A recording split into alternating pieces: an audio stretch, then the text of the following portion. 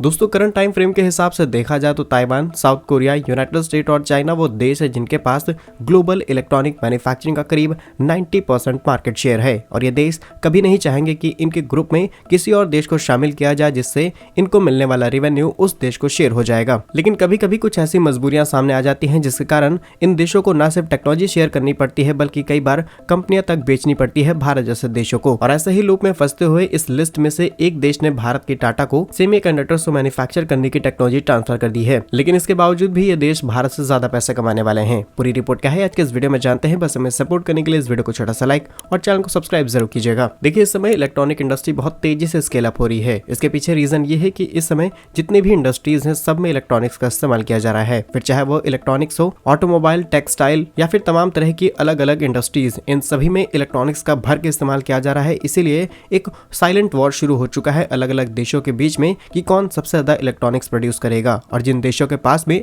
Semiconductor या फिर chip manufacture करने की टेक्नोलॉजी है, उसके रॉ मटेरियल्स हैं, उनको रोका जा रहा है। रिसेंटली आपने नोटिस किया होगा कि चाइना ने ग्लोबली भेजे जाने वाले गैलिनियम एक्सपोर्ट को रोक दिया है जिससे ग्लोबली चिप मैन्युफैक्चरिंग पर प्रभाव डाला जा सके। और इस बड़े डर की वजह से अब ताइवान, साउथ कोरिया और यूएस जैसे देश अपनी टेक्नोलॉजीज भारत जैसे देशों को ट्रांसफर कर रहे हैं ताकि ये इलेक्ट्रॉनिक इंडस्ट्री को बचा करके रख सके। वैसे तो यहाँ पर इन देशों को ही फायदा है क्योंकि हम अगर इनके साथ में पार्टनरशिप करते हैं और ये भारत को टेक्नोलॉजी ट्रांसफर करेंगे तो ओवरऑल जो रॉ मटेरियल की सप्लाई है भारत भी इन्हीं देशों से लेने वाला है। और इनिशियली भारत की इलेक्ट्रॉनिक इंडस्ट्री को स्केल पर ले जाने के लिए हमें इन चीजों की जरूरत पड़ने वाली है। फिलहाल रिसेंटली रिपोर्ट्स के मुताबिक भारत के अंदर टाटा ग्रुप मिलकर के करीब 22 बिलियन यूएस डॉलर की इन्वेस्टमेंट करी है इलेक्ट्रॉनिक इंडस्ट्री में, वो भी दो अलग अलग ताइवान की कंपनियों के साथ में पार्टनरशिप करके। पहली कंपनी है यूएमसी यानी कि यूनाइटेड माइक्रो इलेक्ट्रॉनिक्स कॉर्पोरेशन और दूसरी है पीएसएमसी यानी कि power chip semiconductor manufacturing corporation. ये दोनों ही मेजर प्लेयर हैं चिप मैन्युफैक्चरिंग इंडस्ट्री में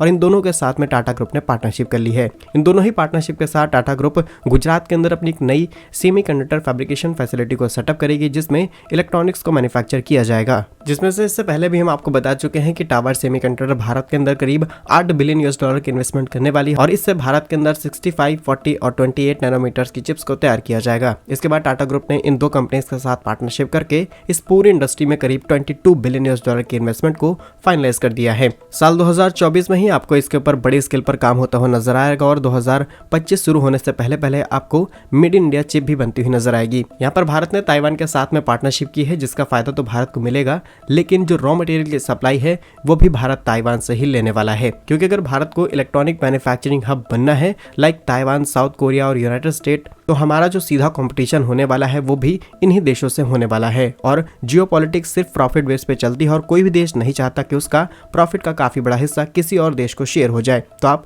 शायद इस बात को समझ गए होंगे। बाकी आपका इस पर क्या सोचना है हमें कमेंट्स में जरूर बताइएगा। भारत के ऐसे ही यूजफुल इन्फॉर्मेटिव वीडियोस पाने के लिए आप हमारे यूट्यूब चैनल को सब्सक्राइब जरूर कर लीजिए। मिलेंगे हम आपको एक नई और इंटरेस्टिंग वीडियो में, तब तक के लिए वंदे मातरम, भारत माता की जय।